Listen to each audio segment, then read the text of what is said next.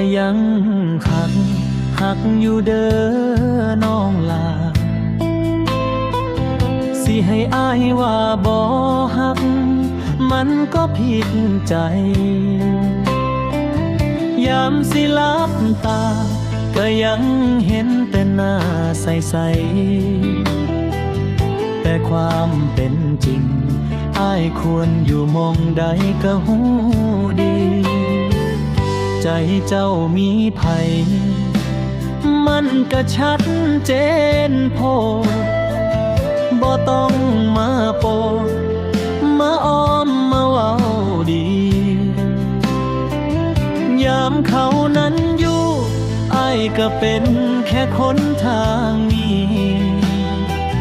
บ่มีสิทธิ์แม้แต่วินาทีสิเข้าไปกวนใจหักก็หักอยู่แต่อ้ายหูว่าควรอยู่มองใดย้อนว่าใจเจ้าบ่เคยมีอ้ายเลยเป็นแค่เงาเป็นแค่ลมที่พาดผ่านเลยอ้ายรู้อยู่เสมอว่าใจเธอมีเขาก็เข้าใจหน้าที่ของความหักคือการได้เห็นคนที่เฮาหักมีความสุขสิเจ็บส่ำใดอ้ายก็สิเก็บไว้ในท่วงอกบ่ให้เจ้าต้องลำบาก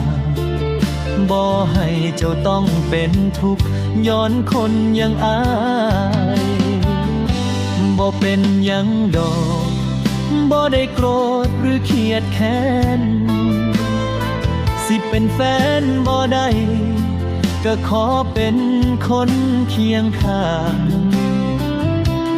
ในฐานะคนที่มองเจ้าอยู่เบาๆทาง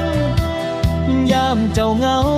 ยามเจ้าผิดหวังอ้ายสิอยู่ตรงนี้หักก็หักอยู่แต่อ้ายหูว่าควรอยู่มองใด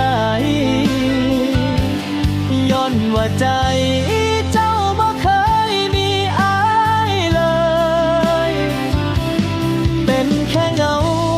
เป็นแค่ลมที่พาดผ่านเลยอ้ายรู้อยู่เสมอว่าใจเธอมีเขาสิเศร้าหวังเศร้าฝันตั้งแต่เมื่อนี้ไปเก็บความหักใส่ตู้ปิดกุญแจไว้แค่ได้เห็นเจ้ายิ้มอยู่กับเขาก็พอใจขอแค่เจ้า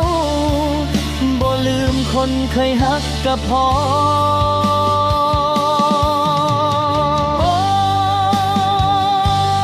หักก็หักอยู่แต่อ้ายหูว่าควรอยู่มองใดย้อนว่าใจเจ้าบ่เคยมีอ้ายเลยเป็นแค่เงาเป็นแค่ลมที่พาดผ่านเลยอ้ายรู้อยู่เสมอว่าใจเธอมีเขาหักก็หักอยู่หูว่าควรอยู่มองใด